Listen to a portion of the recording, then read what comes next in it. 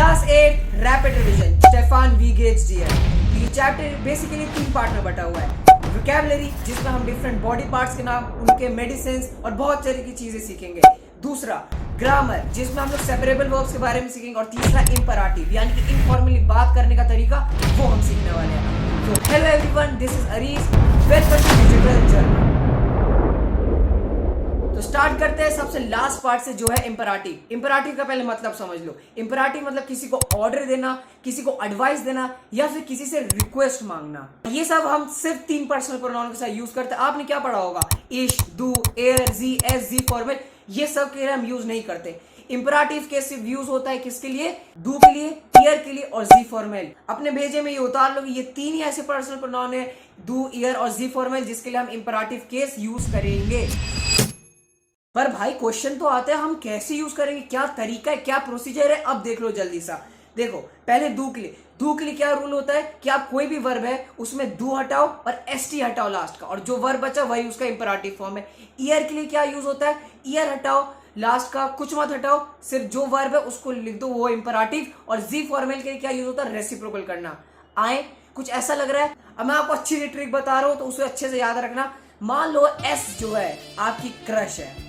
अरे भाई क्या मुस्कान है! अब इसी मुस्कान से सुन लो, एस जो है सच में एस से स्टार्ट होता है क्या? What ever, I don't care, ठीक है? तो एस आपकी क्रश है। अब आपको क्या करना है ना, एस कभी भी टी के साथ नहीं आएगा, एस कभी भी टी के साथ नहीं आएगा। अब जैसे एक वर्ब ले लो, पहले ट्रिंकेन। ट्रिंकेन वर्ब है। अब इसका अगर मैं कॉन्जुगेशन करूं डू के साथ, डू के साथ क्या हो जाता है? ट्रिंक्स हो जाता है। मैंने क्या कहा? डू तो हट जाता है, पहला कटेगा हमेशा, मतलब डू काट दो, तो अभी ट्रिंक्स बाकी है। अब ट्रिंक्स में क्या है? एस आ गया। एस मतलब आपकी वो, ठीक है? और आप उसको किसी और लड़के के साथ नहीं देख सकते, यानी कि उस लड़के का जो पहला लेटर है वो टी से स्टार्ट होता है। इमेजिन कर लो बस, ठीक है? तो आपने क्या देखा? एस और टी साथ में, ऐसे कैसे हो सकता है? वो तो मेरे साथ होनी चाहिए। तो उसमें क्या करना, आपको काट देना एस टी, मतलब साथ में नहीं देखना चाहते उसे, तो एस टी काट दो। बचा क्या आपके पास?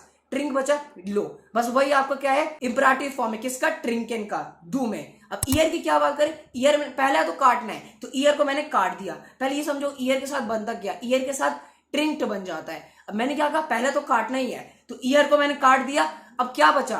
ट्रिंक्ट। अब मैंने कहा क्या आपकी वो है एस? एस है यहाँ पर? नहीं, सिर्फ टी है, मतलब वो लड़का है टी, तो मतलब आपको नहीं काट, क्यों भाई? वो उसके साथ है ही नहीं, तो मैं काटू क्यों उसको? तो मतलब क्या बचा? ट्रिंक्ट। तो वही है इसका इंपराटिव फॉर्म। तो ये दो आपको मेनली याद रखना है। डू के साथ डू हटता है और एस टी हटता है, और ईयर के साथ ईयर हटता है, और जो वर्ब है वो इंपराटिव फॉर्म में आता है। अब बात किया जाए अगर फॉर्मल की, जी फॉर्मल, तो जी फॉर्मल में क्या होता है? जी के फॉर्मल के साथ ट्रिंकेन ट्रिंकेन ही रहता है। इसमें हम क्या करते हैं? सेंटेंस में रेसिप्रोकल कर देते हैं, यानी कि सेंटेंस जब हम इसे यूज करेंगे तो जी ट्रिंकेन क्या हो जाएगा? ट्रिंकेन जी हो जाएगा। और अगर चपरगंजू समझ में नहीं आया तो दूसरा एग्जांपल भी तेरे लिए। गेहन एक वर्ब है। गेहन अगर डू के साथ गेस्ट बन जाता है, डू काट दिया मैंने, एस टी, ओए होए, एस टी नहीं होना चाहिए साथ में, तो एस टी को भी काट दिया, क्या बचा? गे, तो इंपराटिव गे बना। दूसरा ईयर के साथ ट्रिंक्ट बचा, ईयर को तो काटा ही है, टी, अरे वाह अकेला है, मत काटो, तो क्या बना? गेट। तो गेट क्या हुआ हमारा? इंपराटिव फॉर्म इसका। और जी फॉर्मल के साथ क्या होता है? उल्टा हो जाता है, मतलब रेसिप्रोकल हो जाता है उसका। तो जी और गेहन था, तो गेहन जी हो गया, ठीक है? और आपको फुल वीडियो देखना पड़ेगा मेरे जो चैनल पे है। क्यों? क्योंकि और भी एक्सेप्शन वर्ब, जैसे हो गया आनरूफेन, नेमेन और हाबेन जाइन, ये सब कुछ एक्सेप्शंस भी है, तो उसके वर्ब कॉन्जुगेशन आ जाता है एग्जाम में, और उसको समझना है तो आपको वीडियो देखना पड़ेगा। तो भाई पहला पार्ट तो वीडियो को क्रश ने करवा दिया। अब दूसरा पार्ट में बढ़ते हैं। दूसरा पार्ट है वोकैबुलरी, यानी कि मैंने वोकैबुलरी को डेयर, डी, दास और डी प्लूरल में बांटा है। जल्दी से देखते हैं कौन कौन सी वोकैबुलरी है। सबसे पहले डेयर की बात किया जाए तो पहले आता है कॉफ, यानी कि हेड। दूसरा आता है आर्म, आर्म माना तुम्हारा हाथ, आर्म। हाल्स, हाल्स मतलब होता है नेक। फिर आता है फिंगर, फिंगर यानी कि तुम्हारा उंगलियां। फिर फुस यानी कि फुट। जान, जान यानी कि तुम्हारा दांत। एलेनबॉगन यानी कि एल्बो। मुंड यानी कि मुंह, तुम्हारा माउथ। और र्यूकेन यानी कि बैक। और लास्ट है इसमें बाउक, यानी कि स्टमक। अब डी की बात करते हैं। डी में सबसे पहले है हैंड, यानी कि हैंड। और डी में है सेकंड नाजर, नाजर मतलब होता है नोज। ये दो है बस डी के। अब दास के बारे में बात करते हैं। तो दास में सबसे पहले है बाइन, बाइन यानी कि लेग, तुम्हारा लात। नेक्स्ट है नी, नी यानी कि तुम्हारा नी, जो पैर में ज्वाइंट होता है, नी। फिर है और मतलब तुम्हारा कान।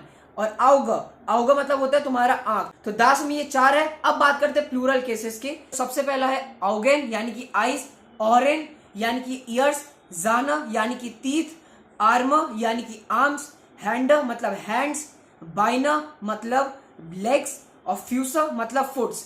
अब आपको ये इजी लग सकता है क्योंकि इसमें बस ई लगाना है, जैसे बाइना, फ्यूसा, पर इसमें 3 एक्सेप्शन है। तो 3 एक्सेप्शन आपको क्या याद रखना है?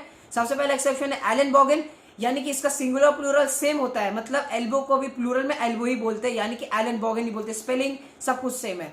दूसरा एक्सेप्शन है फिंगर, और तीसरा है नी। ये 3 आपको याद रखना है जिसमें सिंगुलर और प्लूरल सेम होते हैं। आगे बढ़ने से पहले ये 2 वर्ड अपने दिमाग में या क्रश में चिपका लेना, क्योंकि एग्जाम में इसका ट्रांसलेशन पूछ लेते हैं। पहला है श्मेर्जेन, जिसका मतलब होता है पेन, और दूसरा है क्रांकहाइट, जिसका मतलब होता है डिजीज।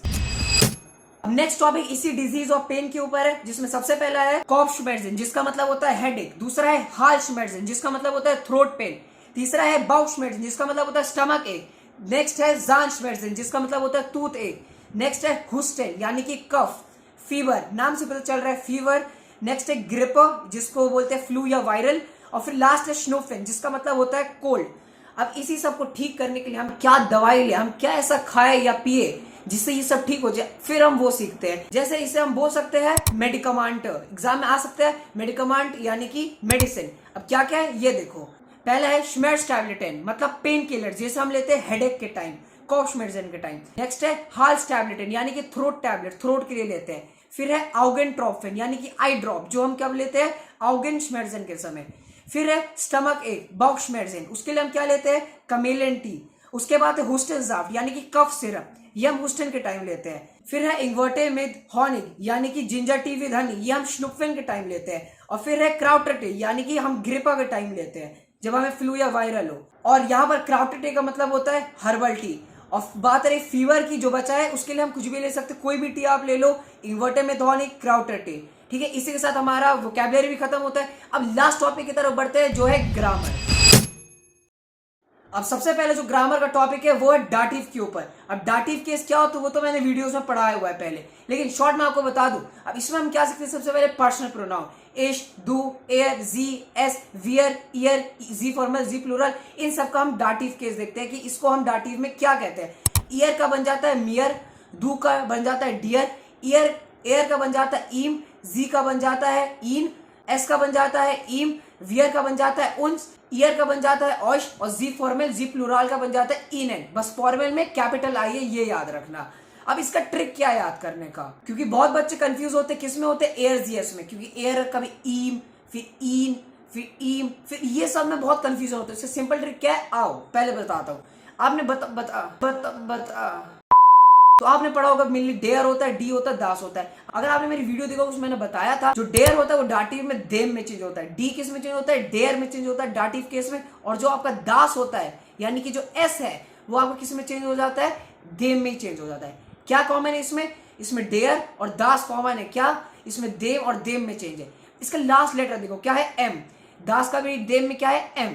और जी का क्या है, डेयर बन जाता है, लास्ट लेटर क्या है, आर। अब यही चीज इसमें अप्लाई होता है पर्सनल प्रोनाउन में। एयर का देखो क्या है, लास्ट लेटर एम, एयर मतलब डेयर, लास्ट लेटर एम, उसमें भी एम। बस जी में क्या था, डेयर, लास्ट लेटर आर, इसमें भी क्या है, आर, ईयर।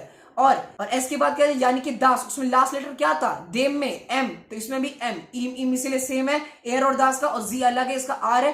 क्यों, क्योंकि इसमें डेयर, समझ रहे हो, उसमें डी क्या हो जाता है, डेयर में चेंज हो जाता है, इसीलिए इसमें जो जी होता है पर्सनल प्रोनाउन में वो किस में चेंज हो जाता है, आर में। बस लास्ट लेटर देखो ना। बाकी एक और बात क्या याद रखना है, जो इसमें फॉर्मल केस है जी फॉर्मल का, उसमें जब हम यूज करते हैं सेंटेंसेस में, तो हमें कैसे पता लगेगा वो यूज करना है, जब आपको फ्राउ या हेयर जैसे वर्ड दिखे, यानी कि मिस्टर और मिसेस। अब लास्ट टॉपिक की तरफ बढ़ते हैं, जो है सेपरेबल वर्ब्स के ऊपर। अब सेपरेबल वर्ब्स क्या होता है, जिसको हम जर्मन में बोलते हैं ट्रेन बार वर्ब। अब इसमें क्या होता है, एक सफिक्स होता है, एक प्रीफिक्स होता है। प्रीफिक्स को सेंटेंस के एंड में लिखते हैं और सफिक्स को सेंटेंस के शुरू में लिखकर उसे हम कॉन्जुगेट करते हैं और सेंटेंस बनाते हैं। मुझे पता है घंटा समझ आया नहीं होगा, तो अब मैं आपको समझा रहा हूं, ध्यान से सुन लेना। तो सबसे पहले सेपरेबल वर्ब है इसमें आनरूफेन, जिसका मतलब होता है टू कॉल। तो आनरूफेन 2 वर्ड से बना है। अगर मैं इसका विग्रह करूं, अरे सिंप्लीफाई करना बोलते, हिंदी है थोड़ा, ठीक है, विग्रह करूं अगर मैं इसका, तो किस 2 वर्ड से बना है, आन प्लस रूफेन। अब यहाँ पर जो आन है ना आपका, उसको बोलते हैं प्रीफिक्स, और जो रूफेन है उसको हम क्या बोलते हैं, सफिक्स। अब कितना भी बड़ा सेंटेंस हो, इस आन को हम सेंटेंस के एंड में, आन को सेंटेंस के एंड में, आन को सेंटेंस के एंड में, बस दिमाग में ये दौड़ाना है। और जो रूफेन है सेंटेंस के सेकंड पोजीशन में मोस्टली रहता है, मुझे पता है आपके दिमाग में घंटा कुछ जा रहा होगा, पर मैं आपको समझाऊंगा तो ध्यान से सुन लेना, ठीक है। तो अगर मैं एक सेंटेंस बोलूं, I call my friend, I call my friend, इसको हम जर्मन में कैसे बोलेंगे? इश आई कॉल माई फ्रेंड। तो कॉल सेकंड में बोला आई, मतलब मैं अपने दोस्त को कॉल करता हूं, तो कॉल करना यानी कि टू कॉल। आन रूफर, इश रूफर, आन रूफेन था, मैंने क्या कहा आन को हटा दो तो क्या बचा? रूफेन। तो रूफेन को मैं पहले इश के साथ कॉन्जुगेट कर दूंगा, तो इश रूफर। अब क्या बोला, मैं अपने दोस्त को कॉल करता हूं, तो इश रूफर माइन फ्रेंड, मतलब आई कॉल माई फ्रेंड। तब भी सेंटेंस कंप्लीट नहीं हुआ, एंड में क्या लिख देंगे हम? आन। सेंटेंस के एंड में क्या आ गया? आन। तो इससे ये सेपरेबल वर्ब्स में सेंटेंस आते हैं, जैसे आई कॉल माई फ्रेंड, इश रूफर माइन फ्रेंड, आन। अब नेक्स्ट एग्जांपल, एक और वर्ब बहुत इंपॉर्टेंट इस चैप्टर में, वो क्या है? वेहटुन। अब इसके कॉन्जुगेशन याद रखना है, इसमें एयर जीएस के साथ जो होता है इसकी कॉन्जुगेशन टुट बन जाती है, टुट टुट टुट, जैसे याद रखना है, फनी वे है। और अगर प्लूरल केस की बात किया जाए तो क्या बन जाता है? टुन, टुट टुन, टुट टुन। क्लियर हो गया? तो यही बहुत इजी है। क्या है? इसके लिए हम यूज कर सकते हैं बॉडी पार्ट्स के लिए, हम इस वर्ब को यूज करते हैं। तो ये जो वर्ब है बेसिकली, ये इसका मतलब होता है टू पेन, मतलब दर्द होना। मेरे इस बॉडी पार्ट में पेन हो रहा है, मेरे इस बॉडी पार्ट में पेन हो रहा है, ठीक है, मेरे लात में, ओ सॉरी ये तो मेरा हाथ है, ठीक है, मेरे हाथ में दर्द हो रहा है। तो ऐसे वर्ड्स को हम यूज करने के लिए, मतलब इस सेंटेंस में बोले अगर मेरे यहाँ दर्द हो रहा है, तो हम इस वर्ब का यूज करते हैं जिसका नाम होता है वेहटुन, ठीक है। कॉन्जुगेशन टुट या टुन वो डिपेंड करता है बॉडी पार्ट्स के आर्टिकल पे, ठीक है। एक एग्जांपल लूं, मेरे सिर में दर्द हो रहा है, तो सिर को क्या बोलते हैं? कॉफ, और कॉफ का आर्टिकल क्या होता है? डेयर। तो मेरे सिर में दर्द हो रहा है। अब क्या एक बात याद रखना, ये जो वेहटुन है ना, ये डाटिव है। जहां मैंने बोला डाटिव, आपको वो याद हो जाएगा। अभी जो मैंने पढ़ाया, क्या पढ़ाया? मियर, डियर, ईयर, ईम, इन, ये सब, ठीक है। तो मेरे सिर में दर्द हो रहा है, तो यहां पर इश नहीं बोलूंगा। क्यों इश क्यों नहीं बोलूंगा? क्योंकि मैंने कहा डाटिव केस, और when it is dative case you have to use dative personal pronoun. तो इसकी जगह क्या सीखा था? मियर। तो मियर बोलोगे आप, क्यों? क्योंकि डाटिव वर्ब है। डाटिव वर्ब के लिए हम इश नहीं यूज करते, मियर यूज करते, क्योंकि वो उसका होता है, ठीक है। तो मेरे सिर में दर्द हो रहा है, तो कैसे बोलेंगे? माई सिर इज पेनिंग। माई को क्या बोलते हैं? मियर टुट। सिर में दर्द हो रहा है तो दर्द को बाद में बोलते हैं, तो मियर टुट डेयर कॉफ, ये सेंटेंस हो जाता है। मियर टुट डेयर कॉफ, मतलब मेरे सिर में दर्द हो रहा है। टुट क्यों लगाए? क्योंकि बस एक कॉफ की बात कर रहे हैं, सिर की बात कर रहे हैं ना। अगर हैंडा बोलता, हैंड्स, हैंडा बोलता तो टुन लगा देते। क्यों? आउगन बोलता, क्यों टुन लगा देते? क्यों? क्योंकि प्लूरल हो जाएगा, आईज, हैंड्स। तो मियर टुट डेयर कॉफ। अब सेंटेंस एंड नहीं हुआ, वह लास्ट में लगाया है। मियर टुन डी आउगन, वह लास्ट में लगाया है। क्यों? क्योंकि सेपरेबल वर्ब है, वह लगाना है। समझ में आया? और एग्जाम में इसके क्वेश्चन से पूछ लेते हैं। वास टू डियर वे, ये होता है क्वेश्चन पूछने का। एग्जाम में आ गया वास टू डियर वे, तो आपको यही आंसर लिखना है कि आपको दर्द कहां हो रहा है, या आंसर दे दिया मियर टू डियर कॉफ, इसका क्वेश्चन बनाओ। कैसे लिखोगे? वास टू डियर वे, ये होता है क्वेश्चन पूछने का तरीका किसी से। अब एग्जाम पॉइंट ऑफ व्यू से क्या क्या इंपॉर्टेंट आपको याद करना है, ये आपके स्क्रीन पे है। पहला, वास फेल डियर, ये क्वेश्चन पूछने का तरीका, आपको कैसा फील हो रहा है। आंसर क्या है? इश हैव फीवर, ह्यूस्टन ग्रिप, मतलब आपको कुछ भी लिखना है कि मुझे फीवर हो रहा है, मुझे वायरल हो रहा है, ह्यूस्टन ग्रिप। तो इसके लिए अगर क्वेश्चन पूछना तो क्या पूछेंगे? यही क्वेश्चन, वास फेल डियर। नेक्स्ट क्वेश्चन होता है स्पेसिफिक बात करना है, जैसे क्या तुम्हारे पेट में दर्द हो रहा है, तो कैसे पूछेंगे? हाउस दू बाउशमेर्जन, हाउस दू कॉफशमेर्जन, हाउस दू आउगेंसमेर्जन। पेट में दर्द हो रहा है, सिर में दर्द हो रहा है, आंख में दर्द होता है, ये तरीका होता है पूछने का, हास दू करके। आंसर कैसे देंगे? या मियर टू डेयर कॉफ, या मियर टू डेयर, बस यही है। एक चीज याद रखना है, रट लो, मियर टू डेयर, मियर टूट, मियर टूट, मियर टूट, बस यही तरीका है। सिर में दर्द हो रहा है, हास दू कॉफशमेर्जन, या मियर टू डेयर कॉफ, हास दू बाउशमेर्जन, या मियर टू डेयर बाउक वे, हास दू आउगेंसमेर्जन, या मियर टू डेयर आउगेन वे। प्लूरल में क्या हो जाएगा? हास दू आउगेंसमेर्जन, या मियर टुन डी आउगेन वे, ये बोलोगे, आउगेन अगर बोल रहे हो, सॉरी, ठीक है। नेक्स्ट वैरायटी है वास टू डेयर मोटर वे। अगर किसी पर्सन की बात करेंगे, क्या तुम्हारी मम्मी का क्या दर्द हो रहा है, वास टू डेयर वे, तो आंसर कैसे लिखोगे? ईयर टू डेयर हाल्स वे, मतलब उनके कहां दर्द हो रहा है? पैर में दर्द हो रहा है। उनके कहां दर्द हो रहा है? गले में दर्द हो रहा है, हाल्स में दर्द हो रहा है ना मम्मी के। तो मैंने क्या लगा? उनके लिए क्या यूज करेंगे? शी नहीं, इसलिए तो पढ़ा, ये डाटिव केस है, तो हम क्या यूज करेंगे? शी की जगह पढ़ाया था ईयर। फीमेल के लिए year, mummy motor, year use करेंगे क्योंकि फीमेल है। तो मम्मी के कहां दर्द हो रहा है? गले में दर्द हो रहा है। नेक्स्ट वैरायटी लास्ट है, अगर हमें पूछना है कि किसके दर्द हो रहा है, विम टुन डी एलन बॉगन वे, मतलब किसके एल्बो में दर्द हो रहा है? डियर फाटर, क्या पापा के दर्द हो रहा है एल्बो में? तो क्या पूछोगे आंसर में? हाँ, पापा के दर्द हो रहा है। तो मतलब या इम टुन डी एलन बॉगन वे, या मतलब है हाँ, और इम क्यों लगाया हमने? इम इसीलिए लगाया क्योंकि समझ रहे हो ना, क्योंकि डाटिव केस है। ही यूज नहीं कर सकते, यानी एयर यूज नहीं कर सकते, एयर की जगह ईम यूज करेंगे। हाँ पापा के ही दर्द हो रहा है, हाँ पापा ही के दर्द हो रहा है, तो कैसे बोलेंगे, या ईम टुन। और टुन क्यों लगा है, क्योंकि एलन बॉगन, मैंने कहा कि एलन बॉगन एक्सेप्शन है, यहाँ आप टुन भी लगा सकते हो, टुन भी लगा सकते हो, क्योंकि यहाँ स्पेसिफिक नहीं है कि सिंगुलर है या प्लूरल है। और लास्ट में वह। क्लियर हुआ? Now let's move to the last topic जो है श्मेकेन। श्मेकेन भी क्या है, एक डाटिव वर्ब है। इसका मतलब होता है टू टेस्ट। अब मतलब टू टेस्ट करना नहीं, अच्छा लगना। आपको कोई चीज़ अच्छा लग रहा है टेस्ट करने में, तो वहाँ पर हम क्या यूज़ करते हैं, श्मेकेन। जैसे अगर एक एग्जांपल लूँ, डी पिज़्ज़ा श्मेक्ट मियर, तो मतलब जो पिज़्ज़ा है मुझे अच्छा लगता है, तो मुझे अच्छा लगता है, तो यहाँ पर इश नहीं यूज़ किया मैंने, क्या यूज़ किया, मियर। क्यों? क्योंकि एक डाटिव वर्ब है, तो मुझे पिज़्ज़ा अच्छा लगता है, तो डी पिज़्ज़ा श्मेक्ट मियर। अब इसका क्वेश्चन कैसे बनेगा, श्मेक्ट डियर डी पिज़्ज़ा। वो डियर जो है पिज्जा का आर्टिकल है, और डियर इसलिए लगा क्योंकि आपसे पूछू यू, और दू यूज नहीं करते, क्यों? क्योंकि डाटिव केस है, बताया था। तो श्मेक डियर, क्या तुम्हें अच्छा लगता है क्या द पिज्जा, डियर पिज्जा। समझ में आया? तो ऐसे अगर और क्वेश्चन पूछे तो बता दोगे, जैसे वास श्मेक डियर निस्ट, क्या तुम्हें अच्छा नहीं लगता, तो आंसर कुछ भी बोल सकते जो आपको अच्छा नहीं लगता। फॉर एग्जाम्पल इसमें है मियर श्मेक डियर काउटर टे नेस्ट, मतलब मुझे क्राउटर टे अच्छा नहीं लगता, ये है इसका मतलब।